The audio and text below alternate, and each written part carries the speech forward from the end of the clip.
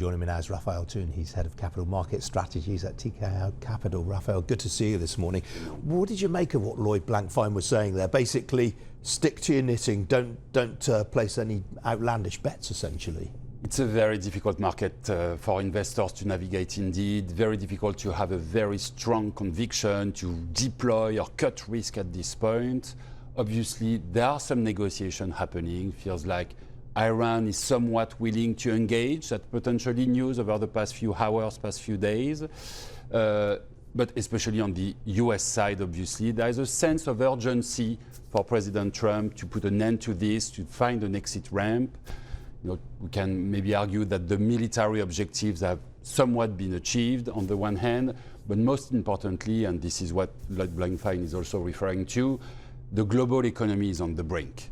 We know that if this conflict lasts for too long, if the Strait of Hormuz remain closed for too long, then the consequences for inflation and growth eventually could be fairly dramatic. So very difficult to be very aggressive one way to another, but clearly the long-term consequences on the economy remain to be seen. I mean, obviously this short-term volatility is fantastic for traders, but for those like yourself taking a longer-term view of things, how much rejigging of your portfolios have you had to do to take into account this sort of new reality that we're living with? Yeah, so we are not redeploying risk just yet in a fairly dramatic fashion. The very short term is very difficult to predict. We could imagine that there is somewhat of a maybe de-escalation process ongoing.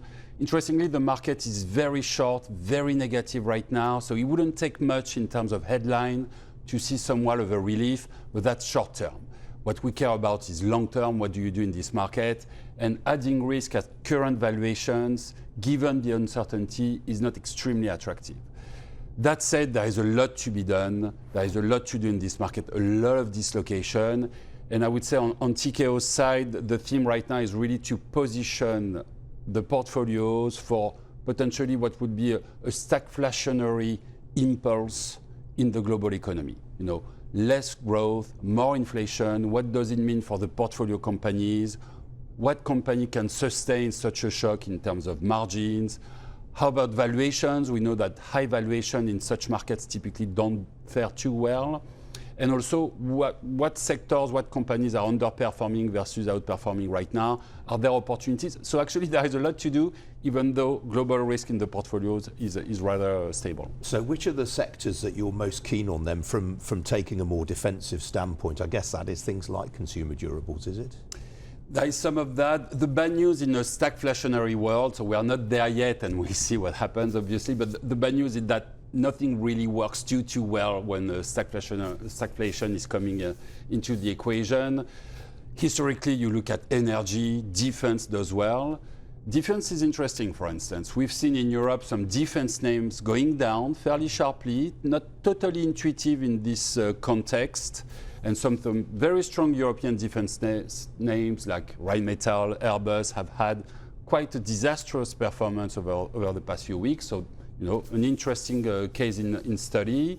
But broadly speaking, yes, you want to avoid high multiple, you want to avoid leverage, you need to get used to higher rates in the system. Value typically does better than growth. So that kind of thematics you're analyzing your portfolio with to try to see to what extent you can be resilient in this world. Yeah, the rates point is really, really interesting. I mean, the way that interest rate expectations have shifted both here in the UK and for the Eurozone in particular have been very, very dramatic indeed. Very dramatic. So, you know, we've been hearing how the market is taking the whole process relatively well. We haven't seen a massive Armageddon sell-off in many asset classes. We can argue that in interest rates, the repricing was quite significant. An expectation now for rate hikes in Europe by the ECB, for instance, are fairly impressive, more than 2 rate hikes potentially this year. So that's indeed something that brings to mind the stress around the comeback of inflation. And it's true that central bankers have in memory what happened in 2022, you know, the policy mistake. Yeah. They were too long reacting. That was very costly in terms of managing the whole crisis. And there is maybe a risk this time around that they might overreact the other way. Well, quite, yeah. I mean, that 2 rate hikes for the ECB this year. I mean, what would that do to the real world economy in the Eurozone?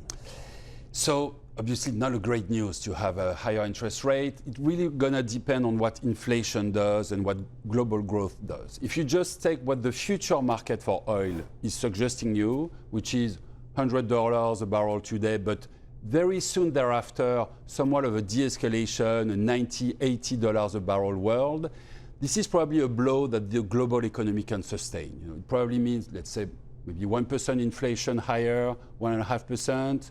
If you take the elasticity of inflation with growth, it means potentially 0.5% of growth to be downgraded going forward. That's something from a fairly strong starting point that the global economy can absorb.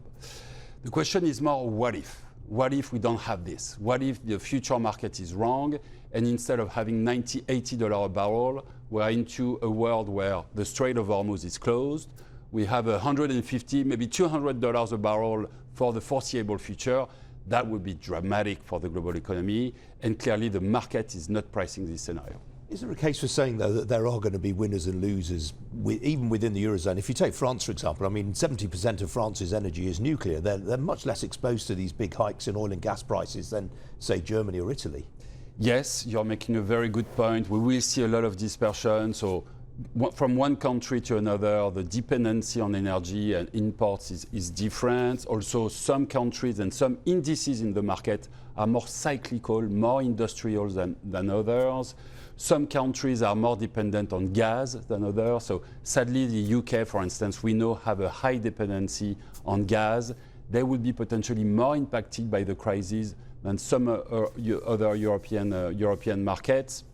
And also within those indices, we know that, I don't know, the Spanish index, for instance, is very much composed of banks versus the German index, which is more cyclical. So here again, there are some reallocation to be made based on your scenario. What happens to oil, what happens to global economy, and to what extent this stagflationary scenario is coming to reality. All right, Raphael, good to talk to you this morning. Got to leave it there, I'm afraid. Thank you. Thank you. That's Raphael Thuin from Tikehau Capital.